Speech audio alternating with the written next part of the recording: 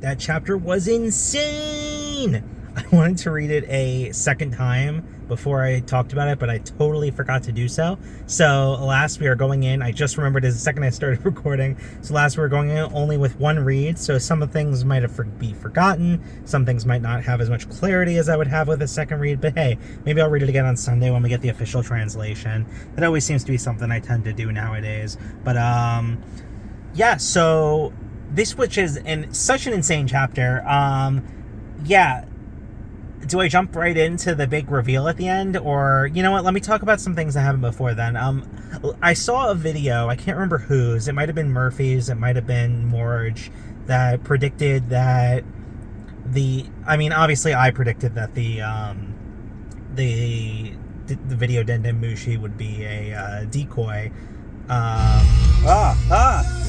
The radio is turned on. Sometimes when the car, like when it doesn't connect to the Bluetooth right away, it just turns on the radio max volume. Fun feature.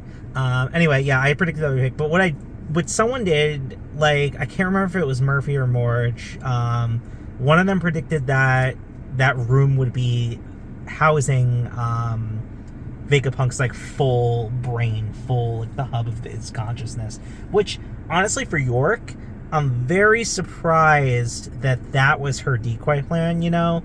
I understand it, like, sort of, because, like, obviously, like, it seems like the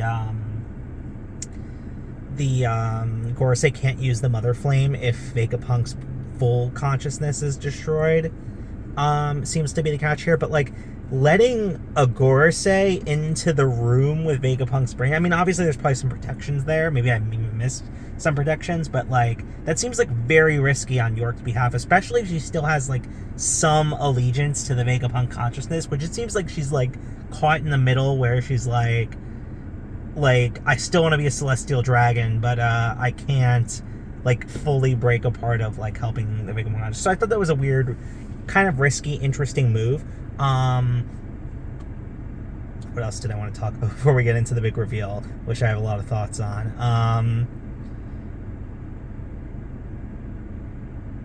There were a few. Oh, I love chapters that, you know, obviously we've been getting a lot of this with, like, Vegapunk's message being prepared, but I love chapters that go around the world and show, like, actual characters that we've come to meet. It just makes the world feel so real and lived in, and Oda's the master at world building in the sense that it feels like a real tangible world where people and characters, like, continue to have lives beyond the part of the story that they appear in. And I think Oda is probably one of, if not the best writers at that, where he keeps, like, all of his characters accounted for.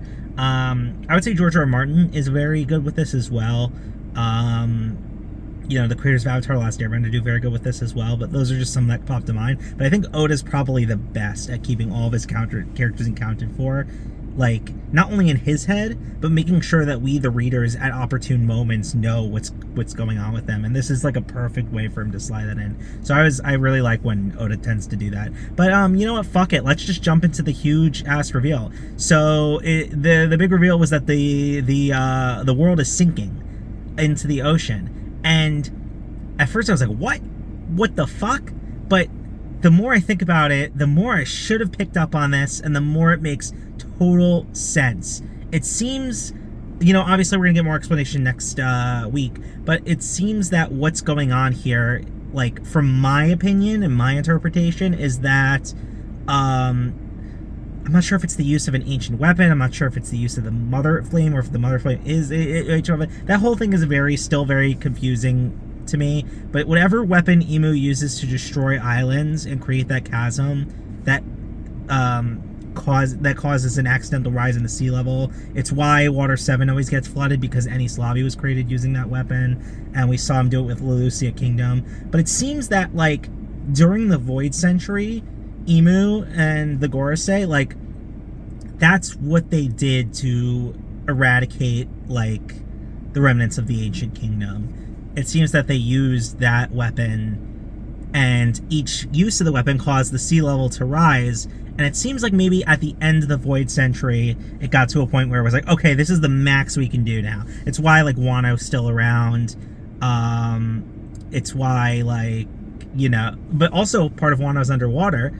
But it's like, yeah, it's like why Wano's still around, why Fishman Island's still around, even though those are, like, sort of seemingly allied allies of the Ancient Kingdom, if not part of the Ancient Kingdom.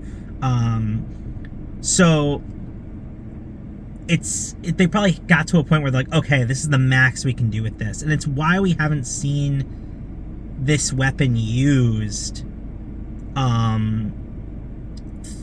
that we know of course. Obviously it could have happened and we just don't know about it, but God Valley, it probably got used at God Valley, but otherwise it seems like we haven't gotten used for the past like 800 years, and now like Emu's on like a usage kick again.